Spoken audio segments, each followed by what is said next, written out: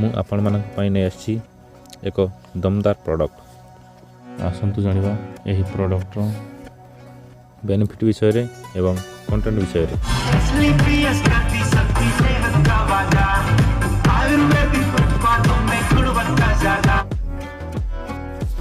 ଆଖି ହେଉଛି ଈଶ୍ୱରଙ୍କ ଦ୍ୱାରା ପ୍ରଦାନ କରାଯାଇଥିବା ଅମୂଲ୍ୟ ଅଙ୍ଗ।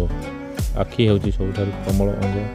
ଆମର ଆଖି ଯଦି ଖରାପ ହୋଇଯାଇଛି ତେବେ କୌଣସି ଜିନିଷକୁ ଭଲ ଭାବରେ ଦେଖିପାରିବା ନାହିଁ କି ଅନୁଭବ ବି କରିପାରିବା ନାହିଁ। ଆଜିର ବ୍ୟସ୍ତବହୁଳ ଜୀବନରେ ଆମର ଆଖି ତ କ'ଣ, ଆମର ଶରୀରକୁ ମଧ୍ୟ ଧ୍ୟାନ ଦେଇପାରୁନୁ। ସେଥିପାଇଁ ମୁଁ ଆପଣମାନଙ୍କୁ କହିବି, ଆଖି ପରି ଅମୂଲ୍ୟ ସମ୍ପଦକୁ ହରାନ୍ତୁ ନାହିଁ। ଆଖିର ଯେକୌଣସି ରୋଗର ନିରାକରଣ ପାଇଁ ମୁଁ ଆପଣମାନଙ୍କ ପାଇଁ ନେଇ ଆସିଛି ଏକ ଆୟୁର୍ବେଦିକ ଆଇ ଡ୍ରପ୍, ଯାହାକି GMP ସାର୍ଟିଫାଇଡ଼୍, ISO ସାର୍ଟିଫାଇଡ଼୍। ଏହା ଆୟୁର୍ବେଦର ସବୁଠୁ ଲାଟେଷ୍ଟ ଔଷଧ। ଆମେ କାମ କଲାବେଳେ ବିଭିନ୍ନ ପ୍ରକାର ସବୁ କାମ କରିଥାଉ। ଅଫିସକୁ ଗଲା ପରେ କମ୍ପ୍ୟୁଟର ଚଲାଇଥାଉ ଏବଂ ଅନ୍ୟ ଟାଇମ୍ରେ ମୋବାଇଲ ସବୁଠୁ ଅଧିକ ଦେଖୁଥାଉ। ଏହି ମୋବାଇଲ ଏବଂ କମ୍ପ୍ୟୁଟର ଦେଖିଲା ବେଳେ ଆମର ସବୁଠୁ ଅଧିକ ବିଜି ରହୁଥିବା ଅଙ୍ଗ ହେଉଛି ଆଖି।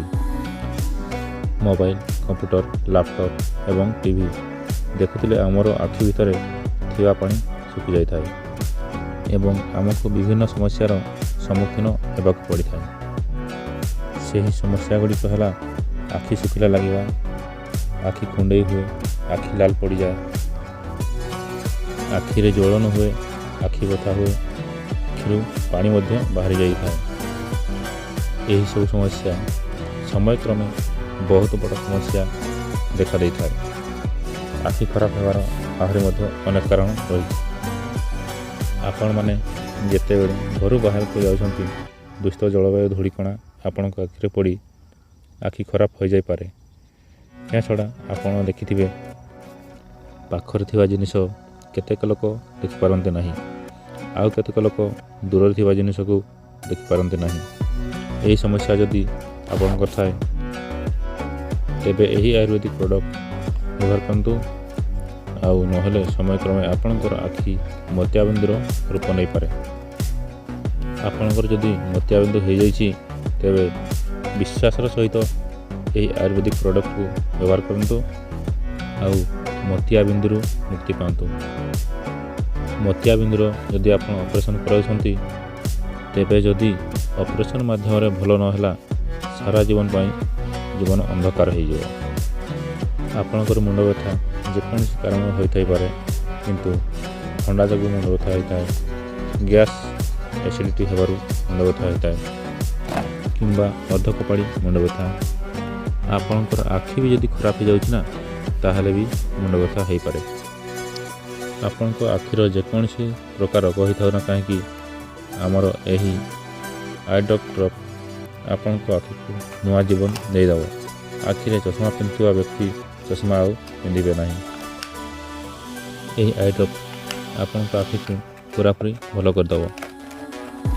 ଆପଣଙ୍କ ଆଖି ଯଦି ମୋତିଆବିନ୍ଦୁ ଅପରେସନ୍ ହୋଇଯାଇଛି ତେବେ 2 ବର୍ଷ ଯାଏଁ ଆପଣଙ୍କୁ ଅପେକ୍ଷା କରିବା ପାଇଁ ପଡ଼ିବ। 2 ବର୍ଷ ପରେ ଏହି ଆଇ ଡ୍ରପ୍କୁ ବ୍ୟବହାର କରିପାରିବେ।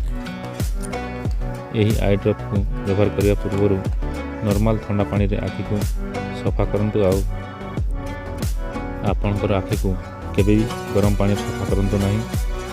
ନର୍ମାଲ ଥଣ୍ଡା ପାଣିରେ ହିଁ ଧୋଇବେ। ପ୍ରଥମ ଦିନରୁ 1 ଡ୍ରପ୍ ସକାଳ ସନ୍ଧ୍ୟାରେ ଆରମ୍ଭ କରିବେ। କିଛି ଦିନ ଗଲା ପରେ 2 ଡ୍ରପ୍ ଲେଖାଏଁ ସକାଳ ସନ୍ଧ୍ୟାରେ ବ୍ୟବହାର କରିବେ। ଆସନ୍ତୁ ଜାଣିବା ଏହାର ଇନଗ୍ରିଡ଼ିଏଣ୍ଟ ବିଷୟରେ। ଏଥିରେ ମିଶିଛି ରୋଜ୍ ପେଟଲ୍ସ, ହନି, ପୁନର୍ନଭା, ଭୃଙ୍ଗରାଜ, ନିର୍ଗୁଣ୍ଡି, ହରିଡ଼ା, ହଳଦୀ, ସଫେଦ ଚନ୍ଦନ, ରକ୍ତଚନ୍ଦନ, ତୁଳସୀ, ନିମ୍, ରସତ, ପୁଦିନା ସତୁ। ଏହି ଭିଡ଼ିଓଟି ଯଦି ଆପଣମାନଙ୍କୁ ଭଲ ଲାଗିଥାଏ ତେବେ ସବସ୍କ୍ରାଇବ୍ କରନ୍ତୁ, ଆଉ ପାଖରେ ଥିବା ବେଲ୍ ଆଇକନ୍କୁ ଅଲ୍ ନୋଟିଫିକେସନ୍ ଉପରେ ଦବାଇ ରଖନ୍ତୁ।